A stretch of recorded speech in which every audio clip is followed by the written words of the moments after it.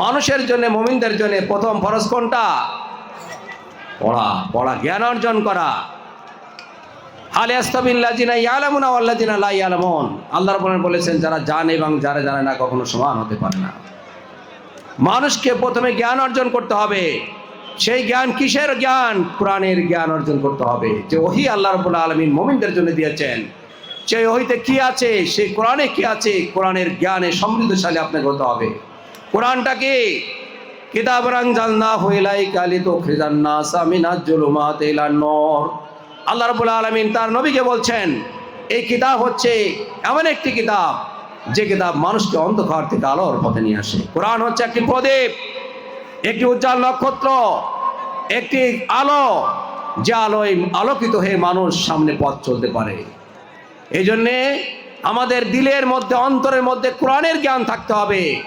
তাহলে আপনি সত্য এবং মিথ্যার মধ্যে, ফুরকান যেটা বলা হয়েছে, সত্য এবং মিথ্যার মধ্যে পার্থক্য করতে পারবেন। কোন রুজি আপনার জন্য হালাল?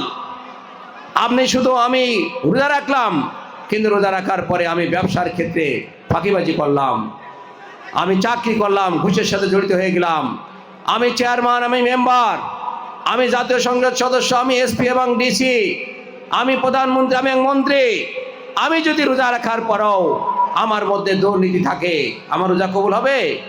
রোজা কখনোই কবুল হবে না। এই জন্য আল্লাহ রাসূল বলেছেন, কামিন সাইমিন লাইসা লাহু মিন সিয়ামিহি ইল্লা জু।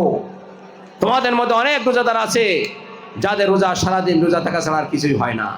কারণ রোজাও থাকে, মিথ্যা কথা বলে, রোজাও থাকে, মানুষের উপর অবিচার করে, অত্যাচার করে, নির্যাতন করে, মিথ্যা কথা বলে, ব্যবসায় ফাঁকি দেয়, চাকরি করে, ঘুষ খায়, মানুষের অধিকার হরণ করে, বিভিন্ন অপকর্মের সাথে জড়িত আবার রোজাও আছে। রোজার কোনো মূল্য নাই। রোজা রেখে যদি আপনার মধ্যে তাকওয়া সৃষ্টি না হয়, আল্লাহর ভয় সৃষ্টি না হয়, রোজার কোনো মূল্য নাই।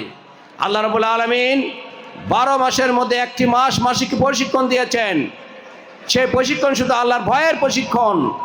সব সুবে সাদেক থেকে শুরু করে সূর্য অস্ত পর্যন্ত আমি যে না খেয়ে আছি, আমি যতই ক্ষুধার্ত থাকি, পিপাসার্ত থাকি, কোনো কিছু খাই, কেন খাইনি? খাইলে আমার রোজা ভেঙে যাবে। আল্লাহর ভয় থাকে জীবনের প্রতিটা জায়গায়। রোজার মাধ্যমে যদি এই ভয় সৃষ্টি হয়, তাহলে বুঝতে হবে আমার মধ্যে রোজা পালন হচ্ছে, তাকওয়া সৃষ্টি হচ্ছে। সম্মানিত ভাইরা, এই তাকওয়া জনগণের মধ্যে, কোরআন এসেছে ইনসাফ ভিত্তিক সমাজ প্রতিষ্ঠার জন্য। ইন্নাল্লাহ ইয়ামুরু বিল আদলি ওয়াল ইহসান। আল্লাহ বলেন, কি বলেছেন? তোমরা সমাজে ন্যায় বিচার প্রতিষ্ঠা করো, মানুষের কল্যাণের জন্য কাজ করো। ন্যায় বিচার, মানুষ যাতে অবিচারের সম্মুখীন না হয়, সঠিক বিচার সম্মুখ হয়। প্রতিটা মানুষ যাতে রাষ্ট্রের অধিকার ভোগ করতে পারে, প্রতিটা মানুষ তার সামাজিক অধিকার ভোগ করতে পারে, আমার মা এবং বোনেরা যাতে তার ইজ্জত নিয়ে বাঁচতে পারে, সেই ন্যায় বিচার তোমরা সমাজে প্রতিষ্ঠা করো। এই ন্যায় বিচার প্রতিষ্ঠা করতে গেলে সমাজের যারা নিয়ন্ত্রক, যারা সমাজ চালায়, প্রধানমন্ত্রী, মন্ত্রী, এমপি, এসপি, ডিসি, আমার চেয়ারম্যান, যারা সমাজকে নিয়ন্ত্রণ করে, তাদের মধ্যে দরকার তাকওয়া, তাদের মধ্যে দরকার খোদাভীতি। কারণ সে যদি চিন্তা করে 1 টাকা আত্মসাৎ করলে, 1 কেজি গম চুরি করলে, চাল চুরি করলে, কিয়ামতের কঠিন ময়দানে আমাকে আল্লাহর সামনে জবাবদিহি করতে হবে, সেটা হচ্ছে তাকওয়া। তাকওয়া কোথায়? এখানে। সেই ভয় যদি রোজার মাধ্যমে মানুষের মধ্যে সৃষ্টি না হয়, তাহলে কোনো লাভ নেই। সবাইকে ধন্যবাদ। সত্যের সন্ধানে দক্ষিণ বাংলা।